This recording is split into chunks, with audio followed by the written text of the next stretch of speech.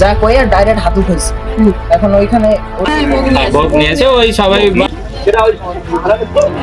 କଥାରେ ଅଛି ମାନିଲେ ଭଗବାନ ନ ମାନିଲେ ପଥର।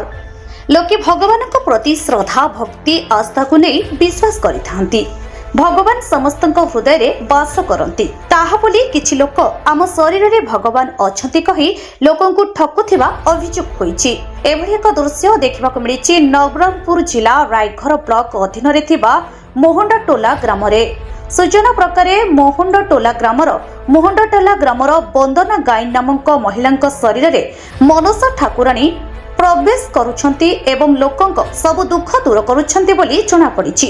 କିନ୍ତୁ ଗ୍ରାମବାସୀ ଏହାକୁ ଖଣ୍ଡନ କରି ସେ ମହିଳା ଜଣଙ୍କ ଢୁଙ୍ଗି ବୋଲି କହିବା ସହ ଲୋକଙ୍କୁ ଭୁଆଁ ବୁଲାଇ ଟଙ୍କା ଲୁଟିବାରେ ଅଭିଯୋଗ ଆଣିଛନ୍ତି ଗ୍ରାମବାସୀ। ମୋହଣ୍ଡଟୋଲା ଗ୍ରାମର ବନ୍ଦନା ଗାଇନଙ୍କ ପରିବାରରେ ମନସା ଠାକୁରାଣୀ ପୂଜା ପାଆନ୍ତି ଓ ପ୍ରତିଦିନ ମାଙ୍କ ଦର୍ଶନ ପାଇଁ ଶହ ଶହ ଭକ୍ତଙ୍କ ଭିଡ଼ ଜମେ।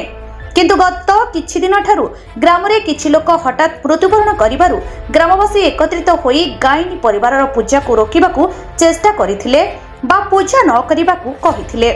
ପୂଜାର ବିରୋଧ କରିବାରୁ ଗ୍ରାମବାସୀ ଓ ଗାଇନ ପରିବାର ମଧ୍ୟରେ ହାତାହାତିର ପରିସ୍ଥିତି ମଧ୍ୟ ସୃଷ୍ଟି ହୋଇଥିଲା ଏବଂ ଗ୍ରାମବାସୀଙ୍କ କହିବାନୁଯାୟୀ ଯଦି ସତରେ ମନସା ଠାକୁରାଣୀ ଗାଇନ ପରିବାରର ସ୍ତ୍ରୀଙ୍କ ଦେହରେ ଆସନ୍ତି ତାହେଲେ ଗ୍ରାମରେ ଆହୁରି ମଧ୍ୟ ରୋଗୀ ଅଛନ୍ତି, ସେମାନଙ୍କୁ ଭଲ କରି ଦିଅନ୍ତୁ, ନଚେତ୍ ଗ୍ରାମରେ ଏପରି ଗୁଣିଗାରେଡ଼ି ସଦୃଶ କାର୍ଯ୍ୟ ନ କରନ୍ତୁ।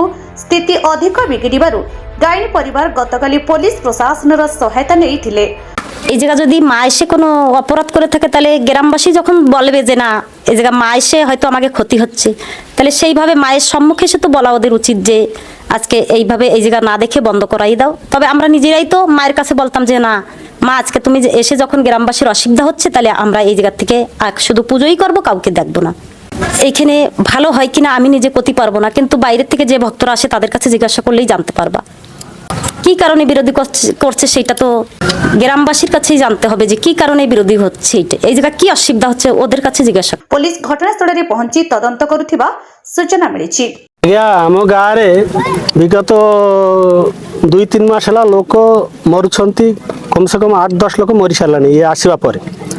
ହେଲେ ଆମେ ଏହାକୁ କହିଛୁ ଯେ ତୁମେ ଏବେ ଟିକେ ବନ୍ଦ କର, ଗାଁରେ ଲୋକ ତ ମରୁଛି ତୁମେ ଦେଖ ନାହିଁ ବୋଲିକିନା। ଏ ଭିତରେ ଜଣେ ପିଲା ସେଠି ପ୍ରତିବାଦ କରବାରୁ ତାକୁ କହିଲା ତୋତେ ମାର୍ଡର କରିଦେବୁ ବୋଲିକିନା। ତାର ନାଁ ହେଉଛି ଅନିଲ ଧାରା। 4 ଦିନରେ ମାର୍ଡର କରିଦେବୁ। ଆମେ ତାପରେ ଗାଁ ଲୋକ ମିଟିଂ ଡାକି କ'ଣ ଜଣକୁ ମାର୍ଡର କରିଦେବୁ ଏ କଥା କାହିଁକି ବାହାରିଲା, ନା ଭୁଲ ହେଇଗଲା ଆଉ କେବେ କହିବିନି। ହେଲେ ଗାଁ ଲୋକ ଡିସାଇଡ୍ କରିକିନା କହିଲେ ତୁମେ ଏବେ ଦେଖ ନାହିଁ, 2 ମାସ 3 ମାସ ଗୋଟେ ଯାଅ, ଆମର ଗାଁର ପରିସ୍ଥିତି ଭଲ ନାହିଁ, ତାପରେ ତୁମେ ଦେଖିବ।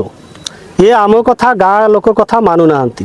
ଆଜି ହଠାତ୍ ମୋତେ ମୋର ଦୋକାନ ସାମ୍ନାରେ ଯାଇକିନା ତାର ପୁଅ ଏବଂ ତାର ବାପା ଆଉ ସେ ଯେଉଁ ବାର ପାଇଛନ୍ତି ଯେ ଲେଡ଼ିଜ୍ଟା ସେ ବି ଯାଇକିନା ମୋତେ ମାରଧର କରିଛି। ଗାଁ ଲୋକ ସମସ୍ତେ ଦେଖିଲେ। ହେଲେ ଆମେ କହିବା କଥା, ମୋତେ ବି କହିଛି 4 ଦିନ ଭିତରେ ମର୍ଡର କରବୁ। ହେଲେ ଆମର ଗାଁ ଲୋକର କଥା ହେଉଛି ସେ 4 ଦିନ ଭିତରେ ମର୍ଡର ଆମକୁ କରୁ। ଆଉ ଯଦି ଏତେ ତାର ଇଏ ଅଛି, ଆମର ଗାଁରେ ପେସେଣ୍ଟ ଅଛି ଆହୁରି ମୃତ୍ୟୁ ମୁଖରେ ଆଉ 2ଟା ପଡ଼ିଛି, ସେମାନଙ୍କୁ ସେ ଭଲ କରିଦେଉନାହାନ୍ତି ଜଲ୍ଦି। ଆମେ ମାନିଯିବୁ ତାର ପାଖରେ ଅଛି ବୋଲିକିନା।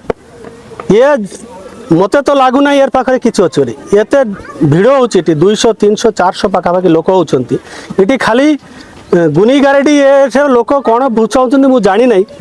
ଦିନକୁ ମୋର ହିସାବରେ 20-25 ହଜାର ତାର ଇନକମ୍ ହେଉଛି। ଇଏ ଇନକମ୍ ଯୋଗୁଁ ଏଇସବୁ କରୁଛି, ନହେଲେ ଆଉ କିଛି ନାହିଁ। ଏର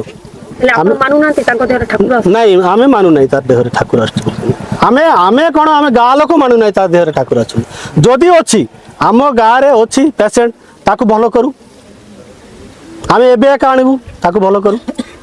ରାୟଘରରୁ ଜିତେନ୍ଦ୍ର କୁମାର ଦାସଙ୍କ ରିପୋର୍ଟ, ଉତ୍କଳ ମେଲ୍ ଟିଭି।